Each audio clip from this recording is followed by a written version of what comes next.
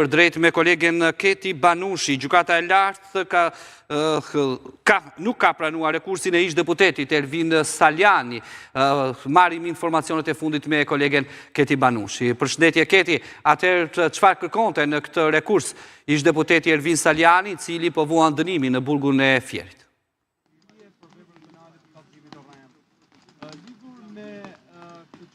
Përshëndetje Ertil, në fakt është kërkesa e dytë që i rrëzohet Ervin Saljani. Fillimisht ai kërkoi pezullimin e ekzekutimit të vendimit derisa të shprehej gjykata e lartë kërkesë e cila nuk u pranua, ndërkohë që ditën e sotme, megjithse ka marrë me procedurë të përshpejtuar rekursin e Ervin Saljanit, trupi gjykues ka vendosur mos pranimin e tij. Çka do të thotë që për Ervin Saljanin mbetet në fuqi dënimi i dhënë nga gjykata e shkallës dhe gjykata e shkallës parë, po i lënë në fuqi edhe nga apeli, pra shpalljen e tij të fajtor dhe dënimin me 1 vit burg për akuzën e kallëzimit të rem. Pra është një vendim që është marrë në dhomë këshillimi, kanë qenë avokatët Ervin Saljani që janë drejtuar me rekurs gjykatës së lartë, kanë kërkuar shfuqizim të vendimeve të gjykatës së apelit dhe të gjykatës shkallës parë dhe pafajësi për deputetin Ervin Saljani, kërkesë që në dhomë këshillimi gjykata ka vendosur të mos kalojë në seancë gjyqësore dhe duke nuk e ka pranuar rekursin. Çka do të thotë që nuk e ka gjetur ndonjë shkelje të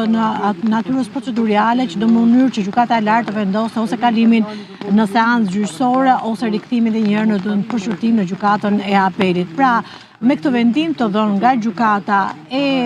lartë ditën e sotme, mbetet në fuqi vendimi për shpalljen fajtor të Ervin Saljanit, dënim të cilin duhet ta kryej pra për 1 vit burg, që është dhënë nga gjykata e apelit. Pra, me këtë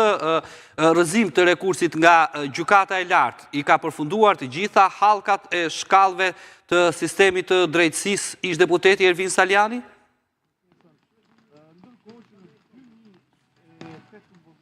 Në fakt, jo vetëm Ervin Saljani, po dhe të tjera çështje, edhe kur mbarojnë në gjykatën e lartë, i drejtohen gjykatës kushtetuese, i drejtohen Strasburgut, por në këtë moment që flasim, me këtë vendim të dhënë nga gjykata e lartë, Ervin Saljani është fajtor dhe duhet ta vuajë dënimin me 1 vit burg deri në përfundim të tij, nëse nuk ka ndonjë kërkesë të bërë në gjykatën e rrethit ku ai ka kryer dënimin, pra bëhet fjalë në gjykatën e Fierit, pasi ai ndodhet në burgun e Fierit, për të kërkuar liri para kohe me kusht. Por sa i takon dënimit, ai është fajtor dhe duhet të vuajë dënimin me 1 vit burg. Pra nuk ka patur në dhomë këshillimi, gjykata e lartë nuk ka marrë një vendim tjetër, pra qoftë për ta shqyrtuar çështjen në themel në seancë gjyqësore, por ka qenë një vendim që është marrë në bazë të dokumentave, kanë qenë avokatët e zotit Saljani, pra që janë drejtuar gjykatës së lartë duke renditur sipas tyre një sër shkeljesh të bëra nga gjykata e apelit, por me sa duket gjyqtarë tresha gjykuese e gjykatës së lartë ka vendosur të mos e pranojë këtë rekurs, duke lënë në fuqi vendimet e dhëna më herët, si nga gjykata e shkallës parë, por edhe nga gjykata e apelit, e cila e shpalli fajtor dhe e ka dënuar Ervin Saljanin me 1 vit burg për akuzën e kallëzimit të rrem. Çka do të thotë që ish deputeti i Partisë Demokratike tashmë është fajtor edhe me një vendim të dhënë nga kjo gjykatë.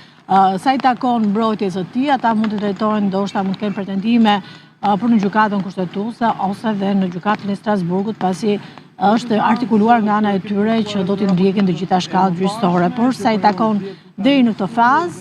gjykata e lartë ka dhënë një vendim ditën e sotme, pra një seancë që në fakt ka nisur në orën 10 në dhomë këshillimi dhe është vendimi i cili sapo është hedhur dhe në faqen e gjykatës. Ndërkohë po vjon seanca ankimimit të kryebashkiakut Veliaj në apelin e GKK-s, ka nisur që prej orës 10.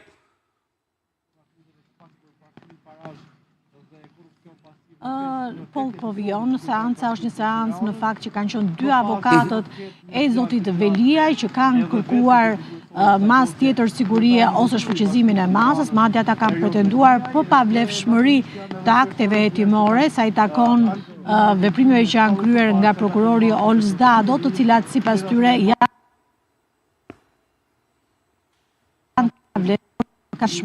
prokuror. Pas avokatit Emir Beta ka folur avokati tjetër Artur Selmani dhe në këto momente që po flasim ka përfunduar edhe mbrojtjen e tij avokati Artur Selmani, pra dy avokatët që mbrojnë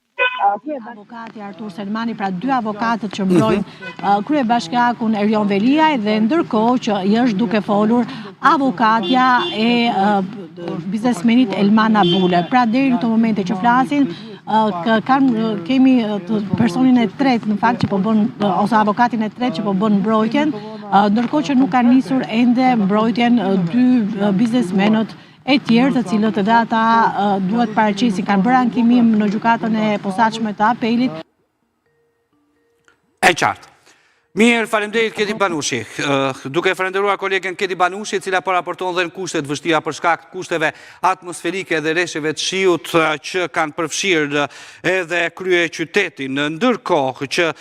ne do të